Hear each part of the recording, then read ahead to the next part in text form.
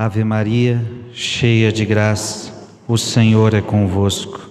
Bendita sois vós entre as mulheres, e bendito é o fruto do vosso ventre, Jesus. Santa Maria, Mãe de Deus, rogai por nós, pecadores, agora e na hora de nossa morte. Amém. Que alegria nós nos depararmos hoje com este Evangelho, nesta Quaresma, o Evangelho do Filho Pródigo.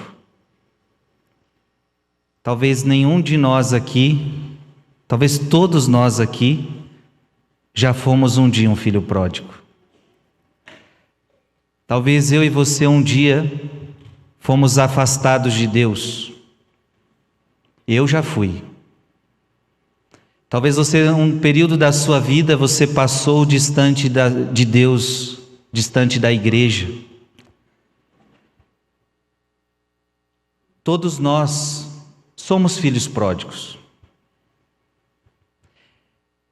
Essa parábola é a parábola do homem que se afasta de Deus. O filho que pede a parte da herança para ir para fora da casa do pai. É o homem que quer se afastar de Deus. Veja que Adão e Eva fizeram isso. Desde o início da criação, o homem pede a parte da sua herança e se afasta de Deus. Só que tem um detalhe: se afastar da graça, se afastar do Pai, é se afastar da graça, é se afastar de uma aliança de amor, é se afastar deste amor maravilhoso de Deus. Poderíamos perguntar para Adão e Eva: por que fizeram isso? Vocês tinham tudo. Meus filhos, o que Adão e Eva não tinham?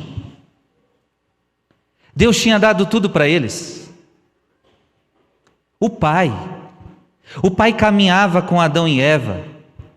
Deu a eles todos os animais. Vocês vão governar sobre tudo isso. Vocês vão dar nome a tudo isso. Vocês vão ter direito a tudo isso. Vocês só não podem comer aquela árvore. Deus entregou tudo para o homem. Aliás, para que Deus fez toda aquela criação? Deus colocou o ser humano. É como se Ele fizesse: olha, essa natureza eu fiz também para você. Tudo aqui é para te servir. Só que o que o ser humano faz? O ser humano quer viver longe do Pai.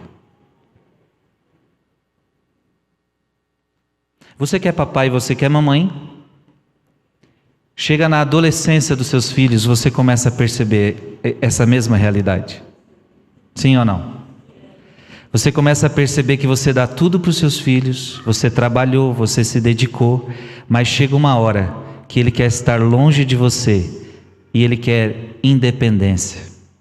E tem filhos que não vê a hora de sair da casa do pai. Para quê? Para viver uma vida boa, para viver uma vida de trabalho, muitas vezes para viver uma vida como ele quer. Quantos filhos são assim?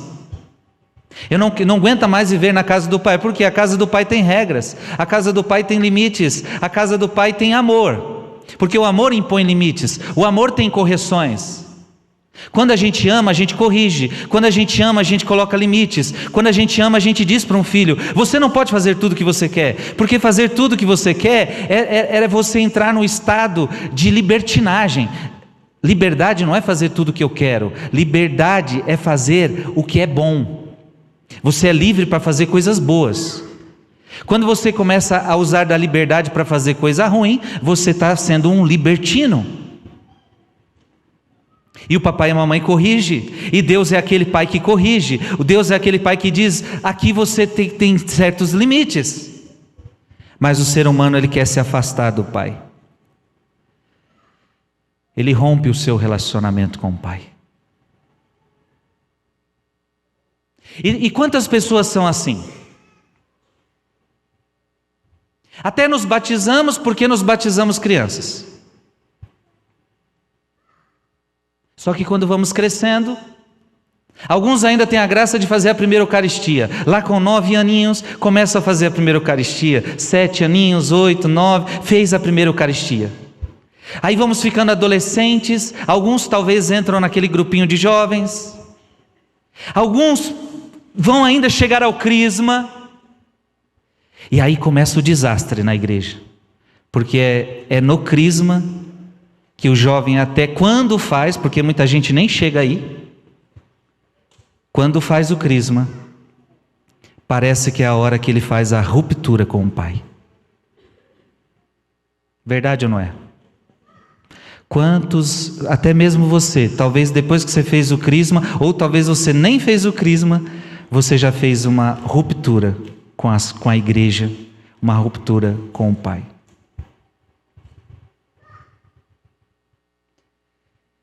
E aí o jovem começa a viver uma vida fora de Deus, o jovem quer experimentar o mundo, quer experimentar as coisas do mundão, e aí começa a entrar muitas vezes na droga, começa a entrar muitas vezes nas bebidas, começa a querer conhecer as amizades do mundo, e aí a gente começa a se afastar das coisas de Deus. Eu experimentei isso, e talvez você já experimentou isso. E talvez os teus filhos estão experimentando isso. E talvez muita gente nessa quaresma está experimentando que estava afastado de Deus e agora está retornando. Só que a palavra de hoje, preste atenção. Você pode se afastar de Deus? Pode. Você pode querer sair de casa? Pode. Porque sim, você é livre. Você é obrigado a vir para a igreja? Não. Quanta gente na tua casa você já chamou, vamos para a missa? Não vou. Tem gente que não quer vir para a igreja, tem gente que quer continuar afastado de Deus. Você pode ficar afastado de Deus? Pode. Você é livre. Só que essa parábola, ela mostra as tristes consequências de quem quer estar afastado de Deus. Diga comigo. Se eu quiser viver afastado de Deus, terá consequências. Então veja, quer se afastar de Deus? Você é livre para isso.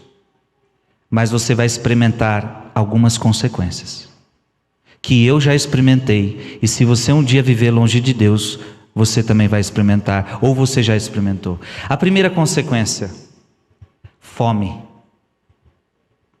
Diz a palavra que aquele filho pródigo, ele começou a sentir fome. O que significa fome? Interessante, ele só sentiu fome depois que gastou todo o dinheiro. Ele pega a herança, então ele começa a curtir a vida, ele começa a beber. O evangelho deixa bem claro que ele foi gastar onde o dinheiro? Está bem claro o evangelho. Foi gastar em prostituição, portanto foi se enfiar no sexo desregrado, foi pagar prostitutas, foi fazer as coisas mundanas, foi viver uma vida sexual de qualquer jeito, como muita gente hoje está vivendo, uma vida sexual de qualquer jeito, sem limites. Portanto, no pecado, infeliz de você que vive uma vida sexual sem limites, porque o sexo foi feito para ser vivido dentro do casamento e somente dentro do casamento. Fora dele é um pecado cruel, é um pecado grave, seja entre namorados, seja entre noivos, seja em quem mora junto, seja em quem vive a vida de solteiro como uma vida de curtição sexual, uma vida de prostituição. Quem vive sexo sem estar no casamento, vive vida de prostituição. Assim vivia ele, gastando seu dinheiro com prostitutas, e você sabe que sexo atrai outras coisas, então com certeza tinha outras realidades envolvidas, como bebedeiras, como outras curtições. De repente ele começa a sentir fome. Mas como assim, você não tem dinheiro? Sabe o que significa essa fome? O ser humano vai começar a se sentir vazio. Desculpa dizer bem claramente, você pode fazer sexo à vontade, Você pode ter dinheiro para usar bebidas, drogas, prazeres à vontade, mas quanto mais você fizer isso, mais fome de Deus você vai sentir. Quanto mais você se entregar ao pecado, mais vazio você vai se sentir. Porque a única coisa que o pecado pode trazer na nossa vida é vazio.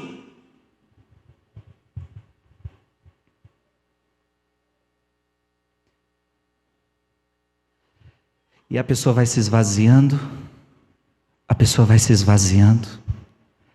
até chegar ao fundo do poço, hein? Por isso eu nunca tive medo como padre de falar que você está no pecado.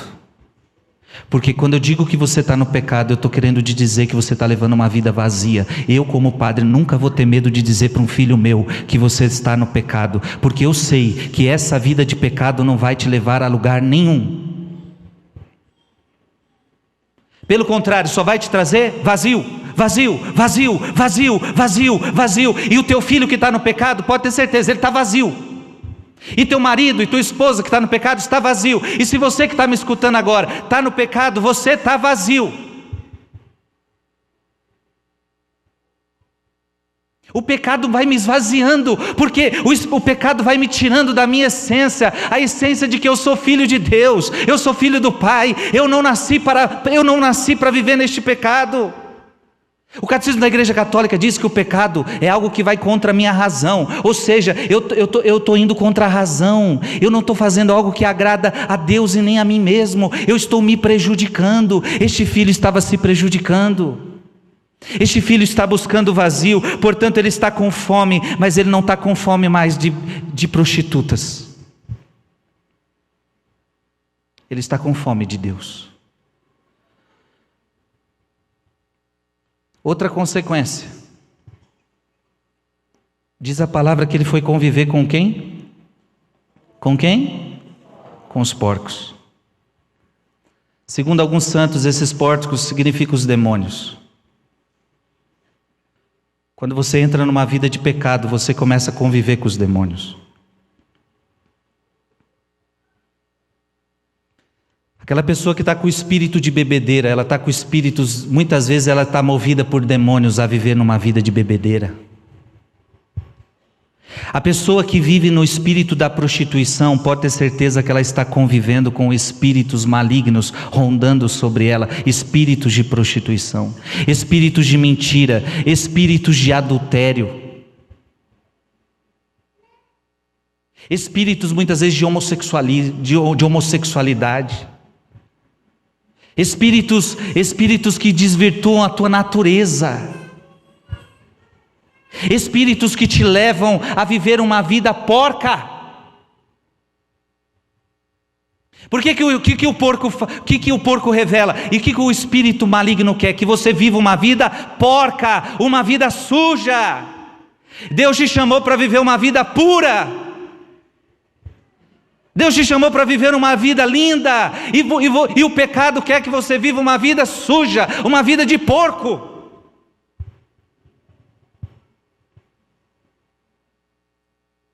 O que os porcos comem?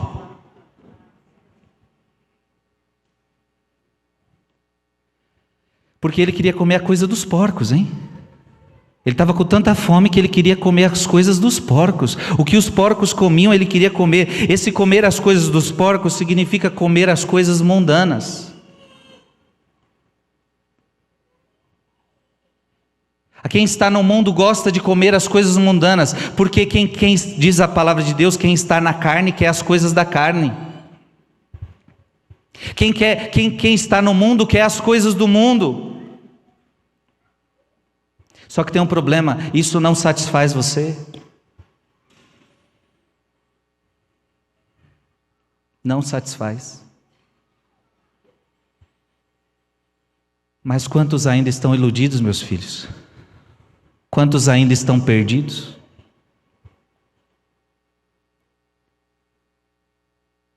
Ele foi mandado onde os porcos comem. O que significa isso? Que ele se tornou escravo daquelas ambições, que ele se tornou escravo das coisas mundanas. A pior coisa que tem é você se tornar escravo do mundo. A pior coisa que tem é você comer, é você se tornar escravo das coisas deste mundo, minha gente. Diga comigo, eu não quero mais ser escravo das coisas do mundo. Eu gostaria que você trouxesse alguém na sua mente agora que está sendo escravo das coisas do mundo. Gostaria que você trouxesse na sua mente agora pessoas da sua família que estão comendo comida de porcos, que estão convivendo entre porcos. Eles estão com fome. Eles estão vazios. Eles estão vazios. Aquele filho pródigo, ele queria comida dos porcos, mas diz a palavra que ninguém lhes dava. Interessante, ele queria comer comida de porco e nem a comida de porco davam para ele comer. O que isso significa? Que o diabo promete para você abundância. O diabo promete para você vida boa, mas na hora que você vai buscar as coisas dele, ele não te dá nem um pão. Sabe aquela nossa expressão, eu estou comendo o pão que o diabo amassou? Ele promete para você mundos, ele promete para você felicidade. Por que o jovem vai? Por que a gente sai da casa do pai? Porque o mundo promete felicidade, o mundo promete abundância, o mundo promete vida boa, mas quando eu vou experimentar, é mentira. Cadê a comida? Cadê a abundância? Cadê o manjar? Não tem. O diabo te enganou. Ei, o diabo mente para você. Cadê Adão e Eva que vocês se tornaram deuses? Cadê? Vocês na verdade morreram. O diabo mentiu para vocês. O diabo mente. Ele quer que você viva a vida de porco. Ele quer que você viva de vida de porco no seu casamento, na sua vida, na sua família, na sua vida pessoal. Então o diabo vai prometer para você, não, se você adulterar, você vai ter um relacionamento melhor fora do teu casamento, porque o teu relacionamento está ruim. Se você for para o outro, você vai ficar melhor. Mentira, você vai para esse adultério, você vai viver vida de porco, mentindo para todo mundo, mentindo para si mesmo, destruindo sua família.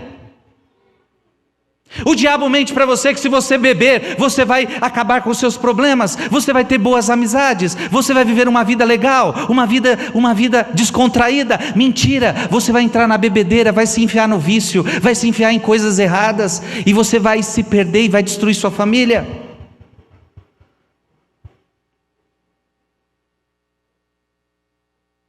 O diabo te engana dizendo que você tem que ser livre para fazer sexo do jeito que quiser, como quiser, na hora que quiser. Mentira, você está se enganando, ele está mentindo para você. Isso é vida de porco. Ele quer te colocar no chiqueiro. Ele quer te fazer escravo. E quando você pedir comida, nem isso ele vai te dar. Porque o diabo veio para destruir, roubar e matar. Aquele filho pródigo começa a ficar escravo. Escravo daquela situação. Porque diz a palavra de Deus que aquele que comete um pecado se torna escravo do seu pecado. Aquele filho então perde a sua liberdade. Ele está perdendo aquilo que ele tinha de mais precioso. O que nós temos de mais precioso, gente? Nós somos filhos de Deus. Bata no seu peito e diga, eu sou filho de Deus. Você sabe que o que o diabo mais tem raiva de você e de mim é isso, que você é filho de Deus. E o diabo quer tirar de você esta filiação. É claro que ele não pode, mas ele tenta roubar isso de você. Você não é filho do diabo, você é filho de Deus. Agora o diabo gosta de pegar os filhos de Deus e manter eles cativos na sua escravidão.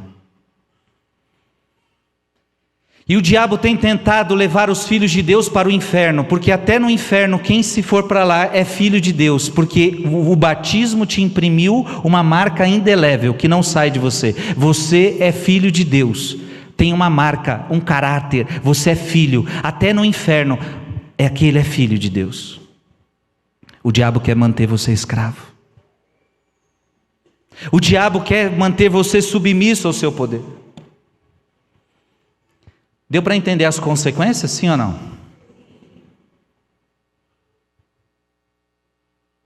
É triste as consequências.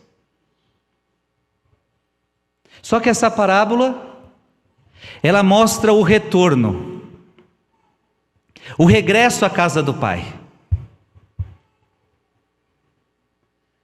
Porque mesmo que você tenha se afastado de Deus, você pode voltar para Ele.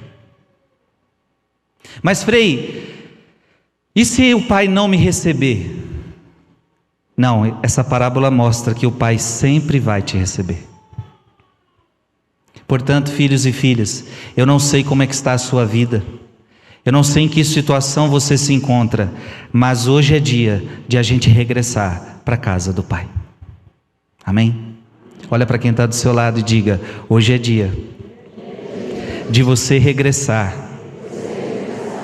à casa do Pai.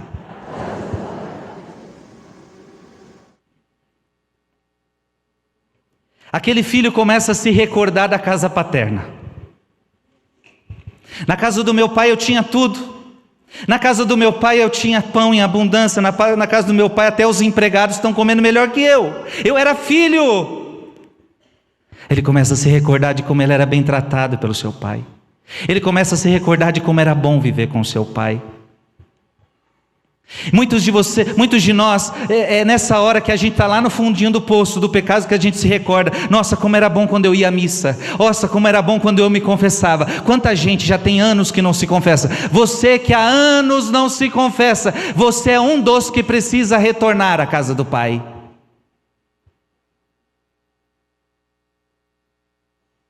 Porque há anos você não se confessa, há anos você não sabe o que é um pai dentro do confessionário para perdoar os seus pecados, há anos você não sabe o que é receber o banquete da Eucaristia, há anos você também está precisando retornar à casa do Pai. Por mais que você já venha para a igreja, porque às vezes tem muita gente que vem para a igreja, mas ainda não retornou ao Pai. Não basta retornar à casa, é preciso retornar ao Pai da casa. Tem gente que já retornou à igreja, mas não retornou ao Pai, ao Pai da casa. Talvez hoje é um dia bom para você recordar o tempo que você se confessava, o tempo que você comungava, o tempo que você era fiel, o tempo que você rezava. Tem muita gente que pode se recordar lá: olha, eu me lembro que quando eu rezava mais, hoje eu não rezo mais nada. Eu me lembro de quando eu era fiel, de quando eu ia para o grupo de oração, de quando eu frequentava tudo certinho. Hoje minha vida está tudo bagunçada, eu vou uma missa sim, missa não, estou todo bagunçado, eu não estou vivendo minha fé direito. Talvez você também está precisando se recordar de quem você um dia foi na casa do Pai.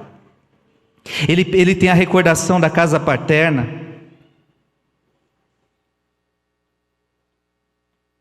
Filhos e filhas, a vida do ser humano é um constante retorno à casa do Pai. A nossa vida é um constante retorno. E diz a palavra que em determinado momento ele entrou em si. Olha que bonito isso. Ele entrou em si. O que isso significa?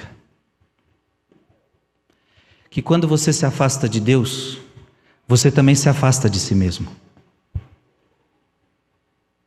Hoje a gente vive num mundo que todo mundo fala assim: a importância de conhecer-se a si mesmo, a importância de saber quem você é. E eu concordo, o autoconhecimento é tudo muito importante. Agora, não existe autoconhecimento verdadeiro sem Deus.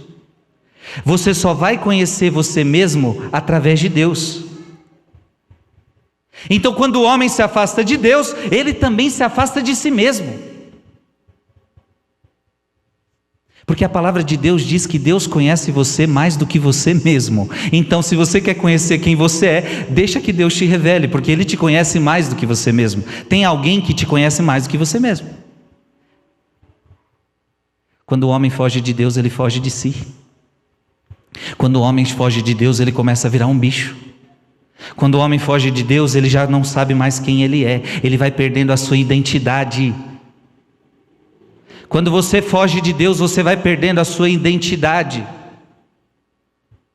Quanto mais de Deus você for, mais você vai saber quem você é. Portanto, entrar em si mesmo, bonito, ele voltou-se para a sua própria consciência. Porque às vezes o ser humano foge da sua própria consciência. Porque no fundo, preste atenção no que eu vou lhe dizer agora. A tua consciência sempre vai dizer a você o que é certo e o que é errado. Sim ou não? Isso agora serve para cristão e para ateu. Todos têm dentro da sua consciência o certo e o errado. E o catecismo da Igreja Católica diz que a consciência é a voz de Deus na alma do ser humano. Sabe aqueles desenhos que a gente sempre vê, o diabo de um lado e o anjo do outro? E ali é a voz da consciência, o bem e o mal. Quando você faz o bem, você sabe que fez o bem. Quando você fez o mal, o ser humano sabe. Porque Deus imprimiu isso na consciência de cada homem. Só que o homem quer se enganar.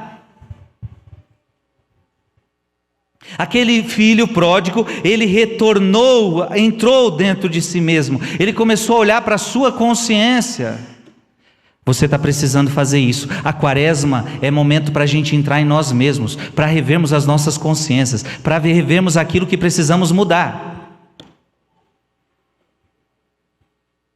E portanto aquele filho começa a se constranger. Começa a brotar no coração daquele filho pródigo um coração contrito.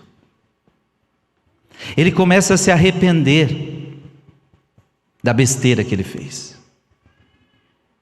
Ele começa a querer converter o coração, ele começa a querer voltar, ele começa a querer mudar. E diz a Bíblia que então ele se levanta, ele toma uma decisão, ele fala: eu vou embora, eu vou me levantar, eu vou voltar para a casa do meu pai. E aqui é importante, entrar dentro de si mesmo, examinar sua consciência, constranger-se por esse pecado e tomar uma decisão de mudar de vida. Diga comigo: é preciso tomar uma decisão para a minha vida mudar. Se você sentar nesse chiqueiro e ficar chorando, a tua vida não muda. É preciso que você tome uma iniciativa.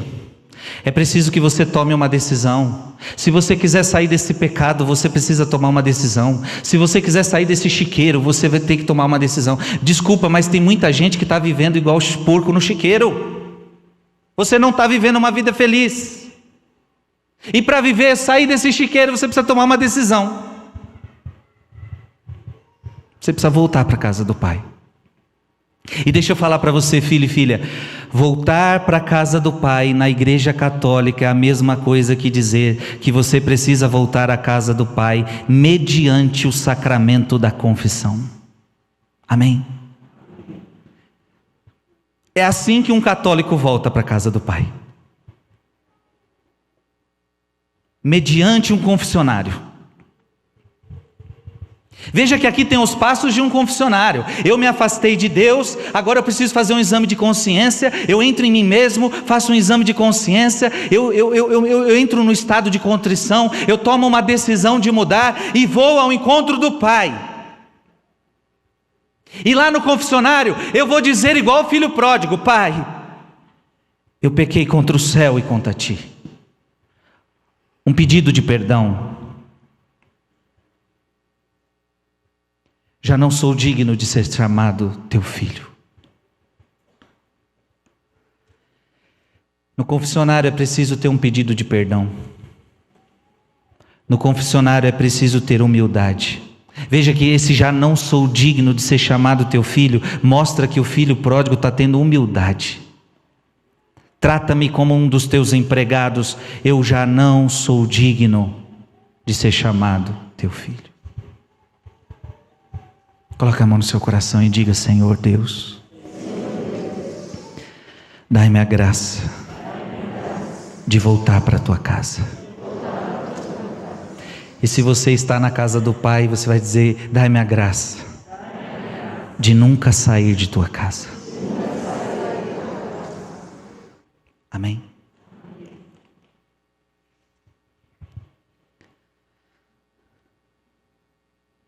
O filho está lá, diante do Pai. E diante do Pai, o que ele vai receber, minha gente? O que ele vai receber? Diante de tudo que ele fez, o Pai poderia virar as costas para ele e dizer: de fato você não merece mais. Diante de tudo que você fez, assuma as consequências dos teus erros.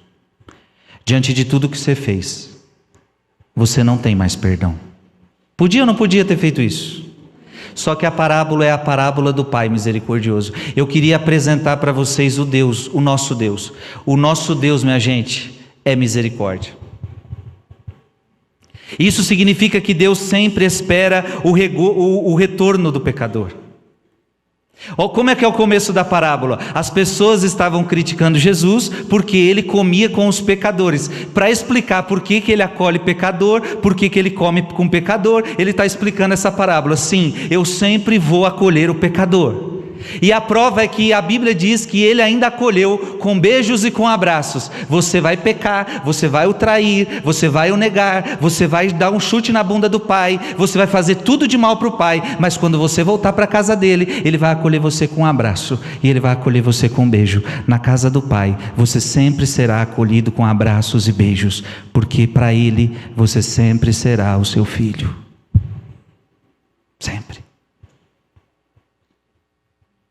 Sabe, você pode até chegar na igreja, isso acontece muito, deixa eu falar para você, quando você chega na igreja, e principalmente às vezes você que é recém-convertido, você pode encontrar os irmãos de igreja, sabe, tem muito irmão de igreja, os irmãos de igreja podem até te criticar, porque o filho mais velho começou a criticar, mas como assim, esse aí acabou de chegar, e você já está dando festona para ele, eu estou aqui, você nunca fez festona, sabe, você pode vir um dia para a igreja, e os irmãozinhos de igreja, que está 10, 20, 30 anos aqui, 40 anos aqui, em vez de te acolher bem, eles começam a te criticar, começam a falar mal de você, esses irmãos de igreja, que muitas vezes são invejosos,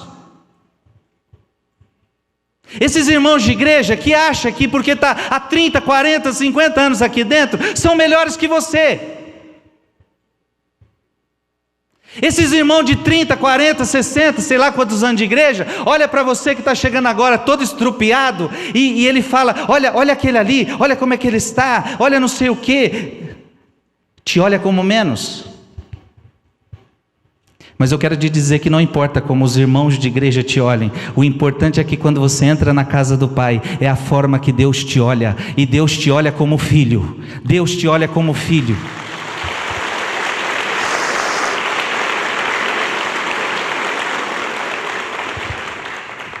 E deixa eu falar, quando você entra na igreja, você que estava estrupiado, pecador, miserável, e entra nessa igreja voltando para a casa do Pai, Deus faz mais festa por você que acabou de entrar, porque esse que está 30, 40, 50 anos aqui.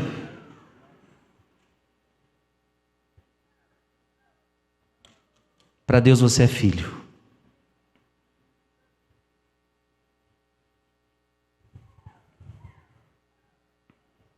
O pai do filho pródigo é fiel à sua paternidade. Você não é fiel à sua filiação, mas Deus é fiel à sua paternidade. Você pode não ser fiel à sua filiação, mas Deus é fiel à sua paternidade. Deus é fiel ao seu amor. Por isso, Ele acolhe o filho com toda a compaixão, misericórdia. Foi tanta compaixão e misericórdia que despertou a inveja do outro. E veja que a palavra de Deus está dizendo que o Pai, Ele tem um amor de compaixão. O Pai tem um amor de afeto. Porque beijar alguém é afeto. Abraçar alguém é demonstração de afeto, sim ou não? O Pai tem afeto por você. O Pai tem compaixão por você. O Pai corre ao teu encontro para te abraçar. Qual deve ser a nossa resposta? Como São Paulo nós deveríamos dizer, como está na carta a São Paulo, na carta aos Romanos, capítulo 8, versículo 15, nós deveríamos também correr ao encontro do Pai, e como Paulo dizer, Abá, ó Pai. Abá, que significa Paizinho. Abá, Pai. A misericórdia de Deus é tão grande que escapa a compreensão do homem, minha gente. Aquele filho não está entendendo nada, achava excessivo.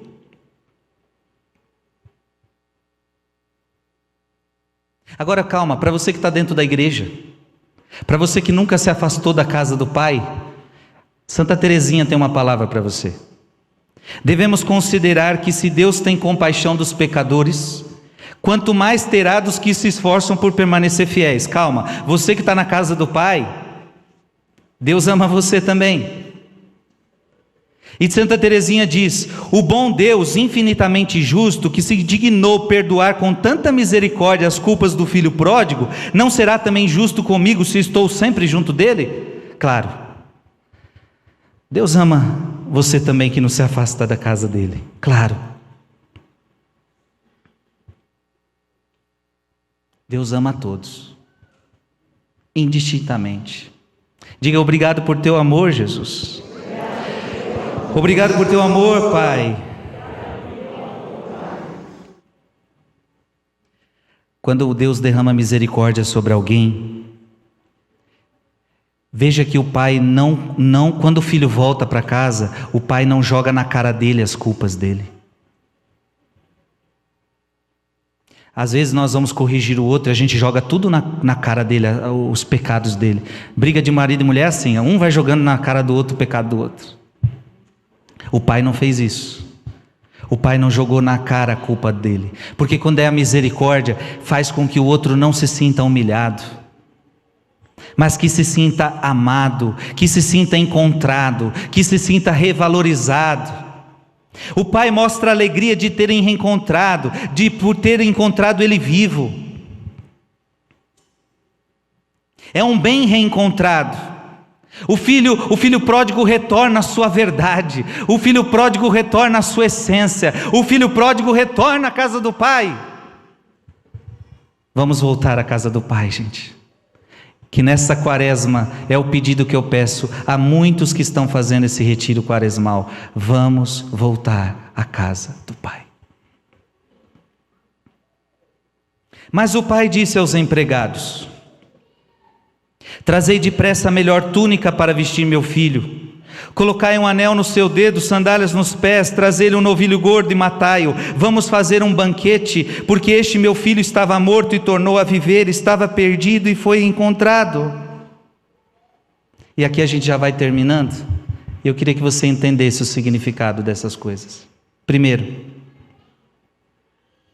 ele pede aos empregados: trazei depressa a melhor túnica para vestir meu filho.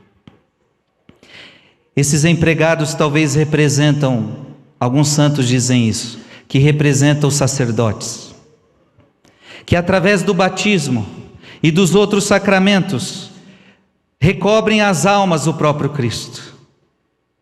Como diz em Gálatas 3:27, pois todos os que foram batizados em Cristo se revestiram de Cristo. Então talvez você chegue estrupiado dentro da igreja, você chega sujo, você chega fedendo de pecado, porque você viveu uma vida de lixo, você viveu uma vida de chiqueiro, e quando você chega na igreja, os representantes, os sacerdotes, são aqueles que vão lhe entregar o batismo, e o batismo vai lavar você dos seus pecados.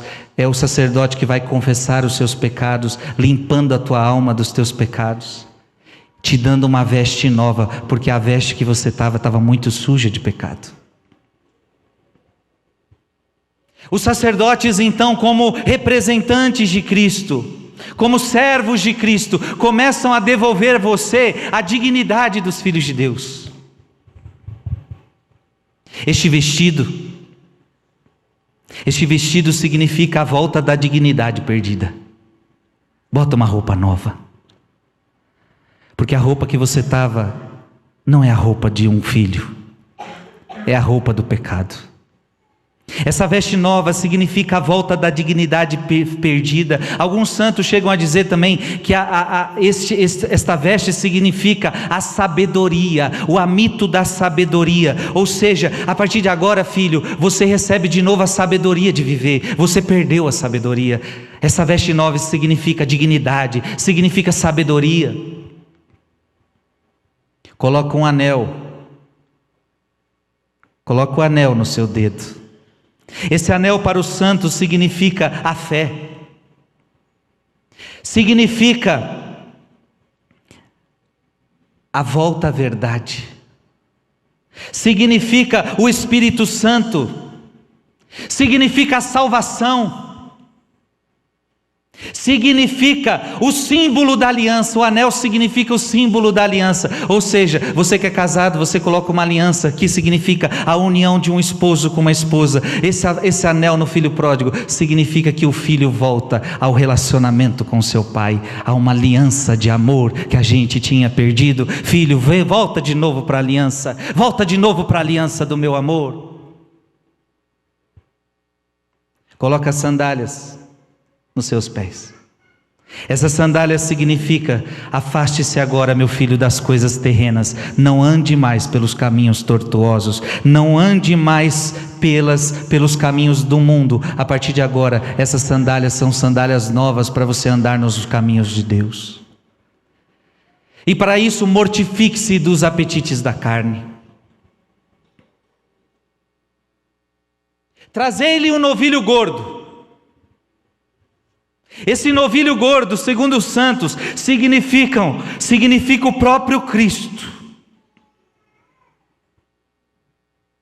O próprio Cristo que é gordo no sentido cheio de graça, cheio de amor, cheio de misericórdia. Pega um novilho mais gordo e detalhe, mata-o. Este mata-o significa é o Cordeiro de Deus que tira o pecado do mundo. Cristo foi morto por mim e por você para nos reconciliar de novo com o Pai.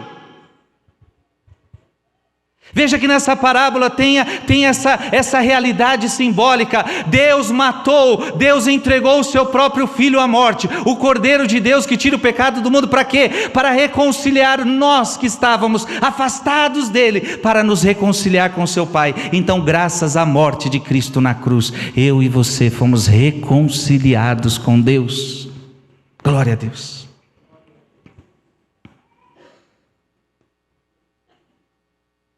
E depois de tudo isso, depois do vestido, depois do anel, depois da sandália, depois de matar o novilho gordo, o que tem que fazer, minha gente? Comer. Tomai todos e comei. É o banquete sagrado da Eucaristia. Quando eu sou filho de Deus, eu comungo da Eucaristia. Filho, aqui você nunca mais vai ter fome. E eu quero dizer a você, filho e filha, que quem comunga da Eucaristia nunca mais vai ter fome. Porque o alimento que eu tenho para te dar, Jesus fala, é um alimento para a vida eterna. Quem comer deste pão viverá para sempre. Quem comer deste pão jamais experimentará a morte. Quem é que pode comer da Eucaristia? Somente os filhos de Deus. Por exemplo, quem não é batizado não pode comungar. Somente quem é batizado, somente quem é filho de Deus pode comungar Jesus. E também somente aquele que está vivendo de acordo como filho, porque se você estiver no pecado mortal, você não pode comungar. Por que você não pode comungar? Porque você está vivendo no chiqueiro. Não é que você não pode comungar, você está preferindo a lavagem de porco. Quem está no pecado mortal não está comungando Jesus na Eucaristia, porque não está vivendo vida de filho, está vivendo a vida com os porcos. E vai passar fome. Quem comunga Jesus nunca mais vai ter fome. Amados irmãos e amadas irmãs, o que nós vamos fazer daqui a pouco?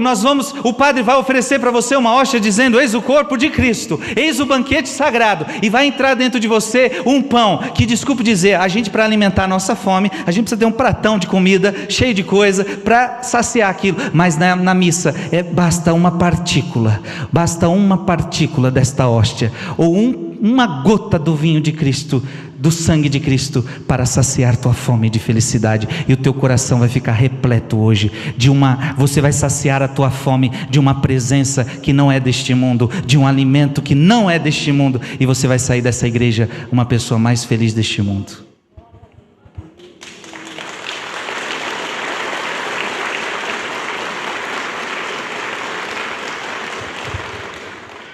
A alegria que nós temos aqui hoje, nenhuma festa mundana é capaz de dar para ninguém. Você pode ir para qualquer festa do mundo, você pode fazer qualquer viagem do mundo, você pode ter o maior dinheiro do mundo, mas a participar do banquete da missa é a maior felicidade que um cristão pode ter, porque aqui eu estou na casa do Pai, comungando das coisas do Pai, da palavra do Pai, da presença do Pai, do amor do Pai, do alimento do Pai, e não tem nada melhor do que isso, nada.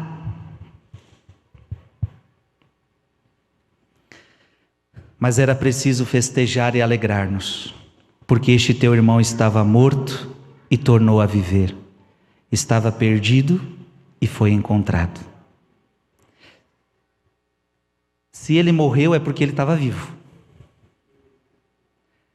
Ninguém morre sem estar vivo. Veja, nós muitas vezes de vivos podemos morrer, e para a gente morrer basta a gente pecar. O salário do pecado é a morte. Você quer morrer? Basta entrar no pecado. Você quer morrer? Basta viver uma vida de pecado. O salário do pecado é a morte. Portanto, por que ele morre? Porque ele entrou no pecado. Entrou no pecado, morreu. Só que preste atenção, essa morte no pecado não é o fim, porque diz a palavra que ele tornou a viver, graças ao amor misericordioso do Pai. Se você está morto, Deus quer que você reviva. E quando você reviver, Deus vai fazer festa. E talvez no dia de hoje Deus está fazendo festa para muita gente que hoje está tomando a decisão de voltar para a casa do Pai. Vamos voltar para a casa do Pai, minha gente? Diga: daqui eu não quero sair nunca mais. Aqui é o meu lugar. Obrigado, Pai. Amém.